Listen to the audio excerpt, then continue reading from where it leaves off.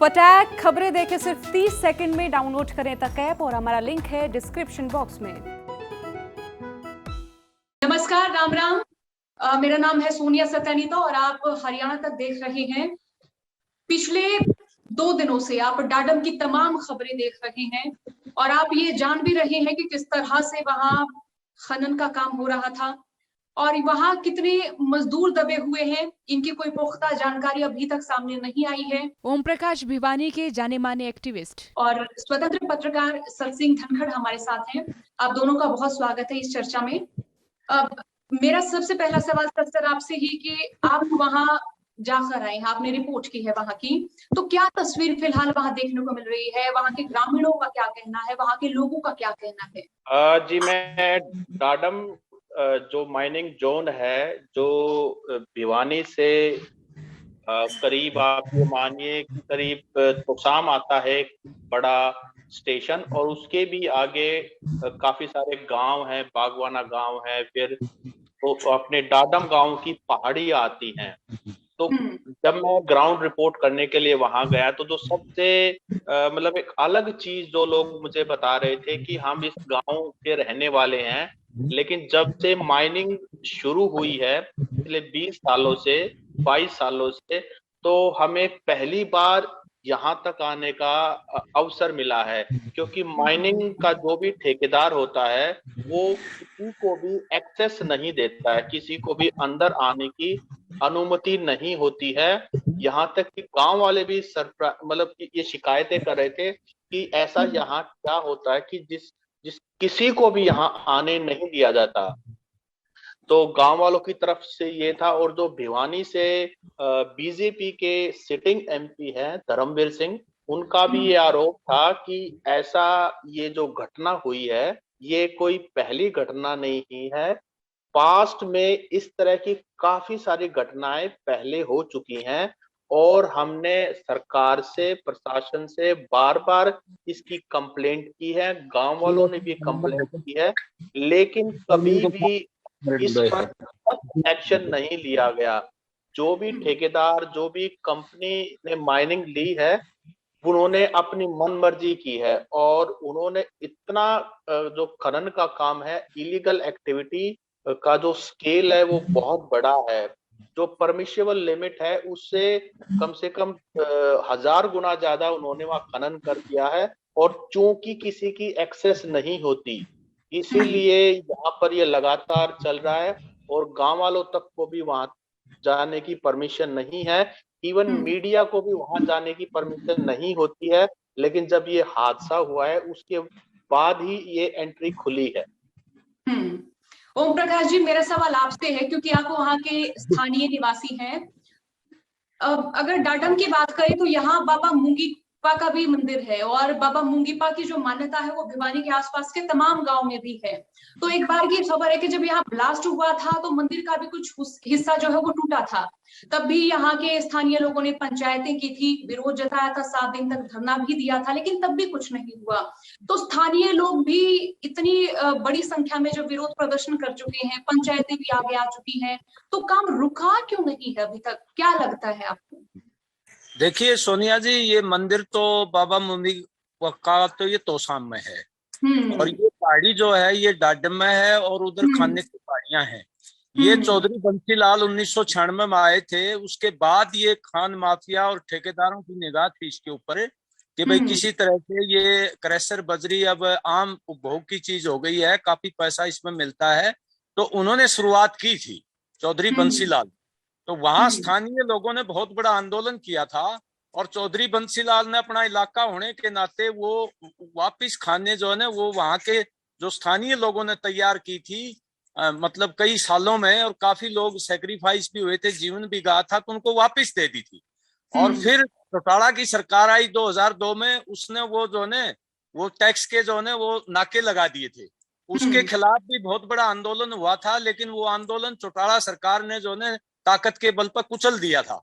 और उसके बाद जब चौटाला साहब गए तो काफी पर्यावरण को लेकर के ये 2005 से 9 तक ये बंद रहा और फिर 9 से 10 तक ये खुला और फिर 12 में फिर ये बंद हो गया, 16 में, और फिर ये 2018 में HICDC को दिया गया और HICDC ने फिर आगे ठेके पे उठा दिया। तो इसी तरह ये डाडम की पहाड़ी Govardhan mines and minerals limited को 93 करोड़ हर साल के ऊपर ये जो उठाई है। रॉयल्टी अलग है जो 45-50 रुपए के आसपास पर टन के हिसाब से लगती है। और यहाँ सरकार की मिली भगत से खान माफिया ने इस पहाड़ को इतना खोद डाला कि नीचे 800 फुट तक ये चला गया, पानी निकला नीचे का, और पानी वो जो ने बोरिंग लगा करके निकाल दिया, फिर भी वो रुके नहीं। तो पहाड़ नीचे से थोथा कर दिया, तो कोई सपोर्ट बेस नहीं हुआ। और ये घटना जो ने 1 जनवरी को सुबह 9 बजे ये घटना हुई है। ये तो इत्तेफाक है कि लोग ज्यादा नहीं थे, शिफ्ट चल रही थी, उस शिफ्ट से बाहर आ गए थे लोग, दूसरी शिफ्ट गई नहीं थी। और डंपर संचालकों का जो बागनवाड़ा गांव में 50 के आसपास है, वो हड़ताल पे थे, रेट बढ़ाने की मांग कर रहे थे। नहीं तो ये सैकड़ों लोग इसमें हताहत हो जाते। और इनमें माइनिंग डिपार्टमेंट कोई भी नियम का पालन नहीं कर रहा। जो भी माइनिंग के नियम है सब ताक पर रख रखे हैं।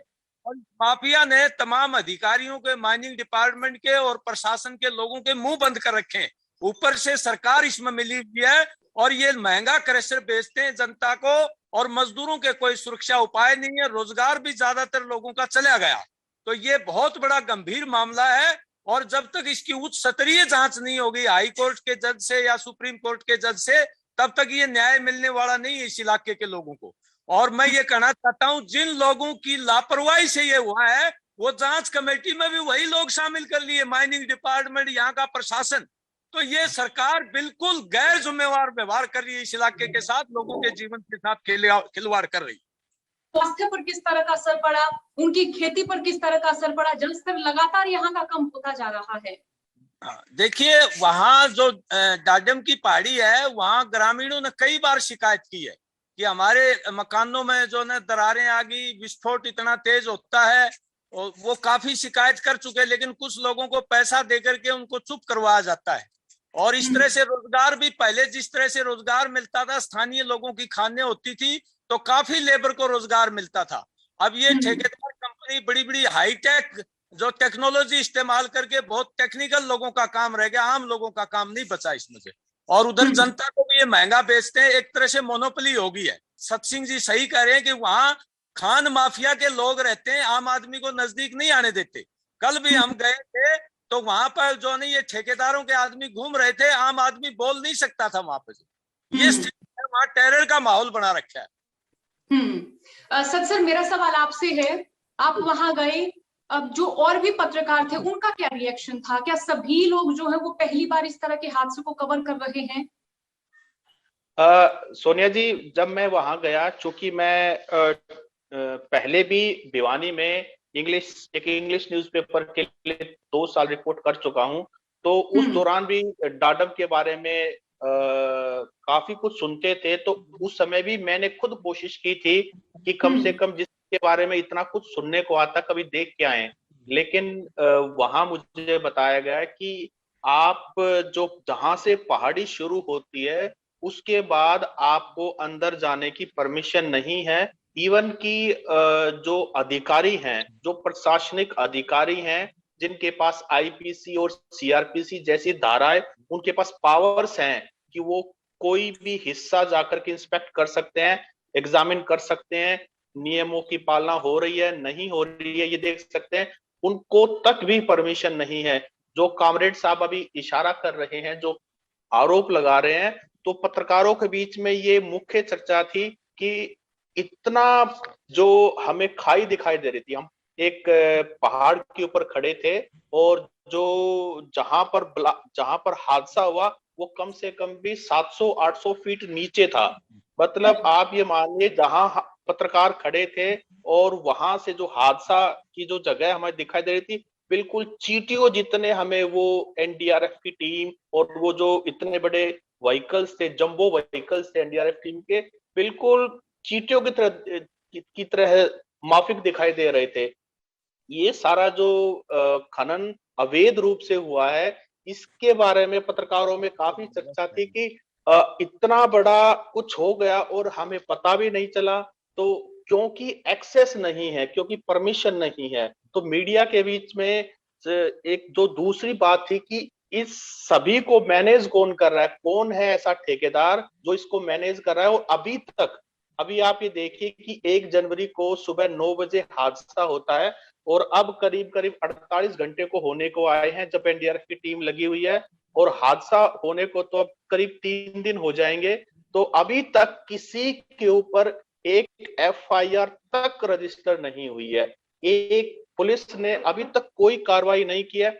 जबकि भिवानी के सिटिंग एमपी जो कि सरकार में है, आप ये मानिए एमपी मतलब सरकार के एमपी हैं, जो देश की जो सबसे बड़ी जगह है, पंचायत है, पार्लियामेंट, उसके वो मेंबर हैं, वो खुला आरोप लगा रहे हैं कि नियमों की अनदेखी हुई है, जो इसके ठेकेदार हैं उनकी गुंडागर्दी यहाँ चलती है। और उन्होंने मुख्यमंत्री से पहले दिन ही जैसे ही हादसा हुआ एक जुडिशियल इंक्वायरी की डिमांड की थी। विपक्ष में भूपेंद्र सिंह हुड्डा पूर्व मुख्यमंत्री, उन्होंने डिमांड की है। इसके अलावा जो गांव के लोग हैं वो तो इन्वेस्टिगेशन की मांग कर ही रहे हैं, लेकिन अभी तक सरकार की तरफ से एक भी जांच कमेटी की घोषणा तक नहीं हुई है। आप ये मानिए घोषणा तक भी नहीं हुई है। एक्शन कब होगा या नहीं होगा, बहुत सारे सवाल जो हैं मीडिया की चर्चा का केंद्र बने हुए थे। गृह मंत्री अमित शाह ने भी ट्वीट किया सर इसमें, और शायद ही कोई ऐसी घटना होगी जिसमें उन्होंने कभी ट्वीट किया होगा। इस तरह से उनका ट्वीट आना और उसके बाद सरकार के जो तमाम नेता हैं उनके भी अलग अलग रिएक्शन सामने आए, तो इसमें क्या यही माना जाए कि क्या केंद्र के दबाव पर ही राज्य सरकार किसी तरह से कोई कार्रवाई करेगी? क्योंकि बहुत सारी घटनाएं हुई हरियाणा में, किसान आंदोलन भी हुआ, अब इसके बावजूद भी उनका कोई ट्वीट नहीं आया, ना किसानों की मौत पर उन्होंने किसी तरह की कोई प्रतिक्रिया दी। लेकिन जैसे ही ये हादसा होता है वो ट्वीट करते हैं। उनके बाद हम देखते हैं कि जो विपक्ष के नेता हैं वो भी एक दबी आवाज में ये कहते हुए नजर आते हैं कि हादसा हुआ है, हम दुख व्यक्त करते हैं। पक्ष के नेता भी यही कहते हुए नजर आते हैं, हम दुख व्यक्त करते हैं। लेकिन दुख व्यक्त करने के अलावा कार्रवाई पर कोई ठोस कदम, कोई ठोस कार्रवाई या कोई ठोस बात नहीं की गई अभी तक। जी सोनिया जी, इसमें समझने वाली बात ये है जिनका आप नाम ले रहे हैं। भिवानी डिस्ट्रिक्ट में 2 ही बड़े स्तंभ हैं प्रशासनिक की बात करें, जिसमें डिप्टी कमिश्नर होते हैं। ऐसा कहते हैं कि डिप्टी कमिश्नर की परमिशन के बगैर डिस्ट्रिक्ट में पत्ता तक नहीं हिलता। अगर वो हिलता है तो डिप्टी कमिश्नर को पता होता है। तो मेरी डिप्टी कमिश्नर से करीब आधा घंटा इस बारे में बातचीत हुई, मैंने इंटरव्यू भी रिकॉर्ड किया और मैंने उनसे पूछा कि तब तक 4 लोगों की मौत की पुष्टि हुई थी कि 4 लोग मौत हो चुकी है उनकी, और इसका जिम्मेदार कौन है। क्योंकि आधिकारिक रूप पे आप सबसे बड़ी कुर्सी पे बैठे हो तो इसकी जिम्मेदारी आपकी बनती है या नहीं बनती है, और इसमें क्या एक्शन होगा। तो उनका ये कहना था कि मतलब उनके सारे जवाब जो थे वो ढुलमुल थे, कोई भी एक ठोस जवाब नहीं था कि मैंने उन्हीं लोगों की कमेटी बना दी है जो अभी तक इससे रिलेटेड थे।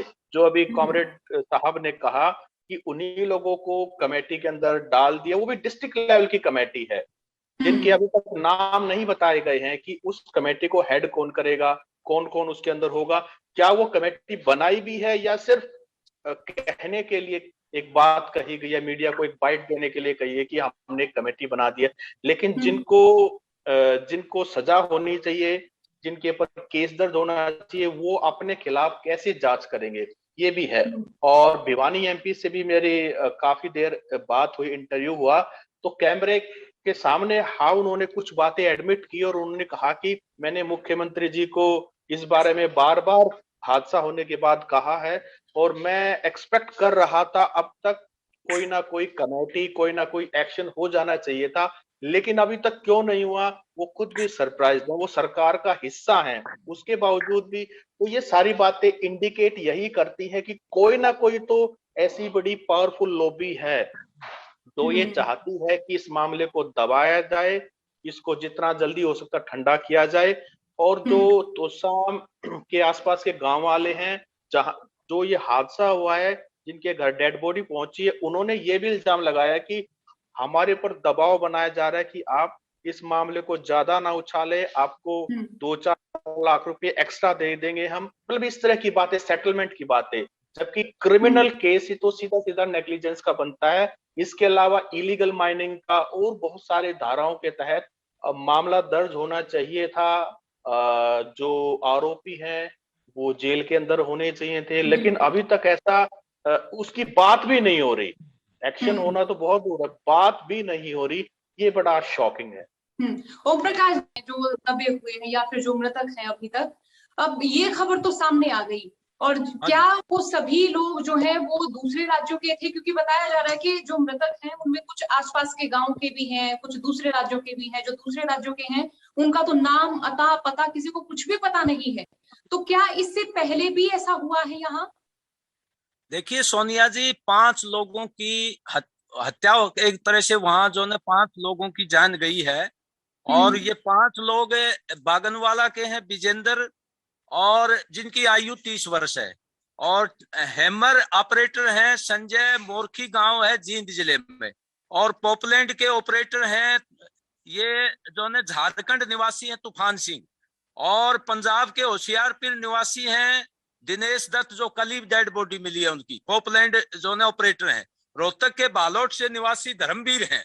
5 लोगों की मतलब जान चली गई, 2 लोग घायल हुए हैं। और ठेकेदार वहां आराम से घूम रहे हैं, उनको कोई भय नहीं है।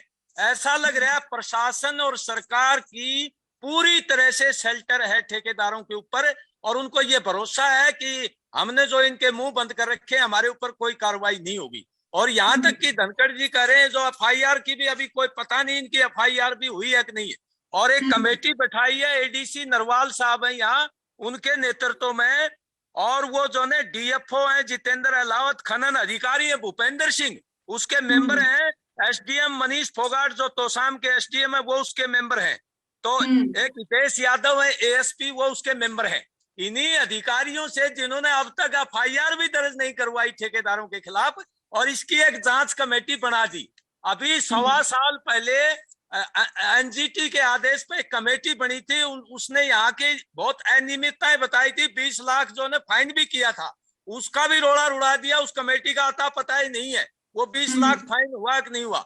यानी राज्य सरकार की बहुत ही संवेदनहीनता, मैं कहूंगा संवेदनता नहीं, इसको शेल्टर कर रहे हैं। इस एपिसोड को, पूरे प्रकरण को बता रहे हैं, ठेकेदारों के साथ मिली भगत है उच्च लोगों की, राजनीतिक लोगों की। ओम प्रकाश जी, इससे पहले भी क्या वैसा हादसा हुआ है या कोई छोटा मोटा हादसा हुआ हो? सोनिया जी, छोटा मोटा हादसा होता रहा है, क्योंकि इन पहाड़ों में काफी लोगों की जानें गई, सैकड़ों से ऊपर। वो एक क्या वो सभी लोग स्थानीय लोग रहे हैं या दूसरे राज्यों के मजदूर रहे हैं सर? पहले तो स्थानीय लोग थे, फिर धीरे धीरे दूसरे राज्यों से भी आ गए। ये जो टेक्निकल स्टाफ है, और ये वहाँ मतलब क्रेशरों पर भी काम करता है। तो वहां जैसे कोई विस्फोट में डेथ होगी, ऊपर से कोई गिर गया, इक्का दुक्का होते रहे आज से। और उसको ले करके कोई नियम वगैरह नहीं बनाए इन्होंने। वो कोई 5 लाख दे दिया ऐसे ठेकेदार ने बात करके। और ये बिल्कुल धनखड़ साहब सही कह रहे हैं कि ग्रामीणों पर दबाव डाल रहे हैं कि तुम्हारे को 2, 4, 5 लाख दे देंगे। कल चर्चा ये थी कि उसको 25 लाख दे देंगे बागनवाला को, क्योंकि स्थानीय लोग कोई शोर ना मचाए। बाहर के लोगों को ये 5 लाख 4 लाख देके निपटाएंगे। और खुद ठेकेदार कह रहे हैं, वहां पर घोषणा कर रहे हैं, आज अखबार मारी है, 10 लाख रुपए कंपनी की तरफ से दे देंगे, मृतकों के परिवारों को 2 लाख रुपए जो है घायलों को दे देंगे। ऐसी घोषणा अखबार में वो ठेकेदार जो सीईओ है उस कंपनी का, Govardhan mines and mineral company का, उसने घोषणा कर रखी है। प्रशासन कोई जिम्मेवारी नहीं ले रहा, कोई जो है ये नहीं कह रहा कि भाई इसमें जो है मृतकों के परिवारों को, आश्रितों को हम बाकायदा मुआवजा दिलाएंगे। अभी तक कोई बयान नहीं है प्रशासन का।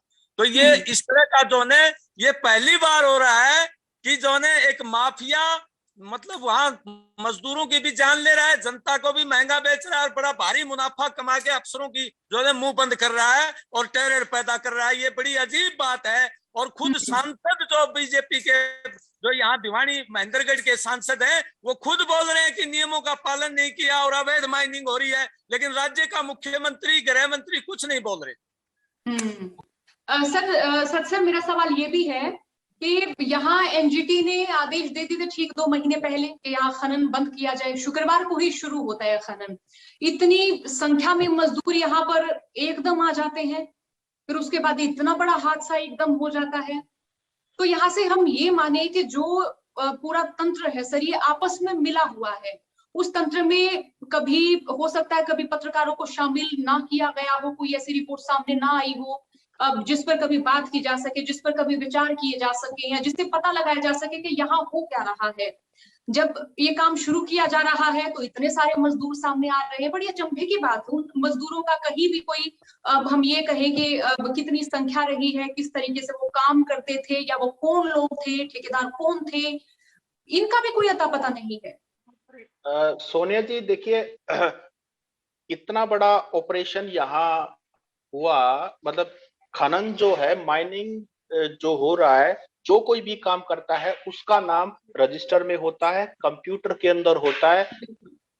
कौन व्यक्ति किस समय कितने घंटे माइनिंग जोन पर रहा, उसका पूरा डिटेल्ड बायोग्राफी माइनिंग जो ठेकेदार होता है और प्रशासन दोनों के पास होता है, और उसका रिव्यू भी होता रहता है। अब ये देखिए, जब हादसा हुआ प्रशासन ने अभी तक भी क्लियर नहीं किया है कि अंदर कितने लोग थे।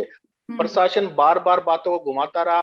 अभी रेस्क्यू ऑपरेशन चल रहा है, कम से कम कितने लोग अंदर हैं ये तो रजिस्टर देखने के बाद ही पता लग जाए।